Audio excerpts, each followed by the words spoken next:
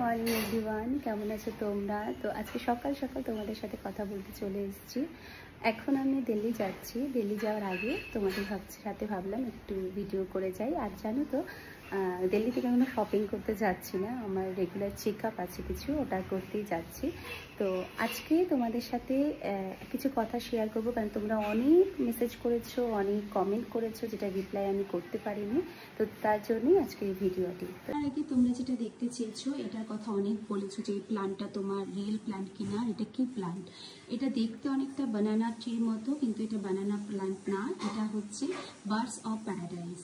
তো এটা তোমরা অনলাইনে পেয়ে যেতে পারো। আমি তো এখানেই পেয়েছি, আমি গুয়াহাটিতে অনেকবার খুঁজেছিলাম, বাট আমার কাছাকাছি কোনো নার্সারিতে পাইনি, বাট এখানে এসে পেয়েছি, তখন কিনেছি। এটা একটা ইনডোর প্ল্যান্ট। আর যে গ্রামোফোনটা দেখছো, এটা কিন্তু আমি নিয়েছিলাম অ্যামাজন থেকে, যেটার লিঙ্ক আমি তোমাদের সাথে শেয়ার করতে পারবো। ঠিক নিচে আমি একটা প্রদীপদানি রেখেছি, এটা কিন্তু ব্রাসের। আর এটা আমি নিয়েছিলাম আসাম থেকে। হরাই, যেটা ছোটো সাইজের, এটা কিন্তু পুরো মেশিনে করা এই হরাইটা। এটাও আমি আসাম থেকে নিয়েছিলাম। এটার দাম পড়েছিল বোধহয় 1100 টাকার মতো পড়েছিল। হরাইটা হচ্ছে ওদের ট্র্যাডিশনাল হরাই, মানে এটা পুরো ওরা হাতে বানায়।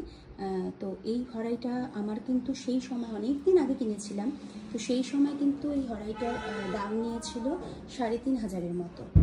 এই যে বড় ধূপ স্ট্যান্ডটা দেখছো, এটা হচ্ছে নিয়েছিলাম কালিম্পং থেকে। আমরা না ডিসেম্বর মাসে কালিম্পংয়ে বেড়াতে যাই 2019 সালে। তো তখন ওখান থেকে ফেরার পথে, মানে কালিম্পং থেকে শিলিগুড়িতে ফেরার পথে রাস্তার দুধারে যে শপগুলো থাকে, ওখান থেকে এটা কিনেছিলাম। সেই সময় এটা দাম পড়েছিল 2000 টাকা। আর এটা তো সমস্ত বাঙালি ঘরেই পাওয়া যাবে কলসি, যেটা আমাদের মারা আমাদের বিয়েতে দেয়। তো এটাতে আমি সবসময় একটু প্ল্যান্ট লাগিয়ে সাজিয়ে রাখি। তো আমার কাছে এরকম দুটো কলসি আছে। আর এই যে কুবেরের মূর্তিটা দেখছো, এটা আমি নিয়েছিলাম গুয়াহাটি থেকে। গুয়াহাটিতে একটা শপে এটা দেখে এত ভালো লেগেছিল, তাই এটা কিনে নিয়েছিলাম। আর এটা আমি বসিয়েছি ঈশান কোণে। আর কুবেরের সামনে যে প্রদীপদানিটা রেখেছি, ওটা আমার নেওয়া ফ্যাব ইন্ডিয়া থেকে। এই দুর্গা মা আমাকে আমার বোন গিফট করে, এটা কলকাতা থেকে গিফট করেছিল।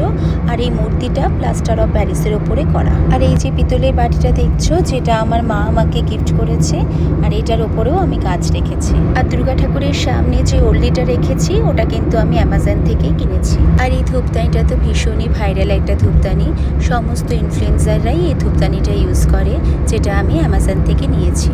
আজ লিভিং রুম আর ডাইনিং রুমে যতগুলো ব্রাসের জিনিস আছে, সবই তোমাদের সাথে আমি শেয়ার করলাম। এখন তোমাদের আমি এগুলোর সমস্ত কিছু লিঙ্ক শেয়ার করতে পারবো না, বাট যেগুলো আমি ধরো মানে অ্যামাজন থেকে নিয়েছি, সেগুলোর লিঙ্ক আমি শেয়ার করতে পারবো না। তো আজকের ব্লগটা কেমন লাগলো জানিও, আবার দেখা হবে অন্য কোনো ব্লগে। টাটা।